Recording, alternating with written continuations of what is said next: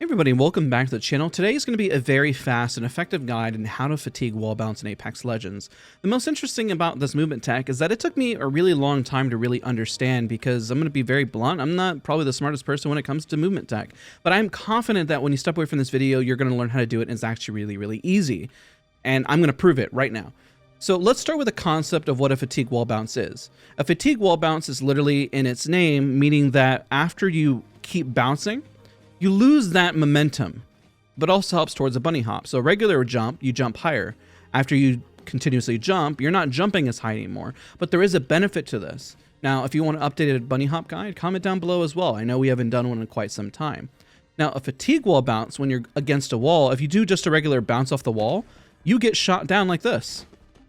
Now, when you do regular bunny hop up, or wall bounce off the wall, and you do it correctly, then you bounce up in the air and go up. And that takes a little bit of momentum like this to wall bounce. Now, if you want a wall bounce guide, I have one down in the description down below. If you want an updated one, let me know as well. Now, for this sake, just a regular bounce against the wall will push you down, right? Now, what we're going to do is when you fatigue and you do a wall bounce, you have a small window here where you can do a wall bounce. I want to say it's about 1.5 seconds approximately. Don't quote me exactly on that. But the beauty of this, and you're probably asking where this is applicable, if you want to really work on a fatigue wall bounce, just do a little bunny hop, scroll wheel, and if you're on controller, this is definitely a movement tech that's a little more comfortable on controller as well, because it doesn't require spamming a ton of inputs. But if you can wall bounce a controller, then you can wall bounce effectively in-game with using a fatigue. So if you're bunny hopping and you go towards the wall, bunny hop, and then wall bounce afterwards, you'll notice your character is doing almost a bit of a climb. Now, you can really get fancy with this and do an infinite wall bounce, which is why I kind of chose this wall. So you wall bounce, and then you keep pretty much going into a flow where you are constantly. Now, you see the inputs on screen there. You'll notice that I'm kind of always like letting go immediately and on the W and climbing either using A or D to keep the momentum going. This is great if you're trying to run away from somebody, or if you are reloading your guns, or if you're in a situation near a door, is another great example of how you can use this. Because you might be, let's say you're throwing down your ult, you bounce around, you pull out your shotgun, you're reloading, and you're bouncing around. It's great for keeping that momentum, especially whenever you lose it. So even though you've lost momentum, you can fatigue wall bounce and do a quick bunny hop, and then you're kind of right back in the action.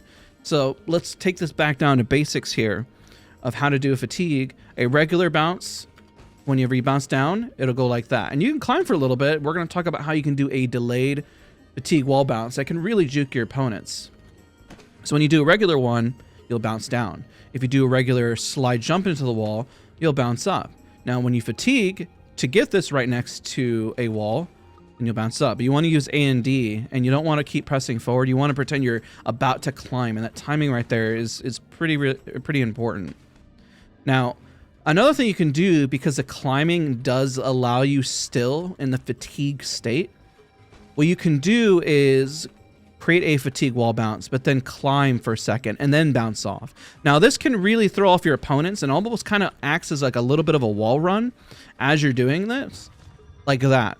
And that can throw off your opponents just to say, oh, where am I going? Oh, just kidding. And really trick them and, have them miss their shots. So that's the point of movement, is to really have opponents miss their shots. And if you tie this together with a lot of other movement tech, let's say you know how to do a tap strafe, you do a RAS tap strafe, and then you fatigue wall bounce, it's perfect.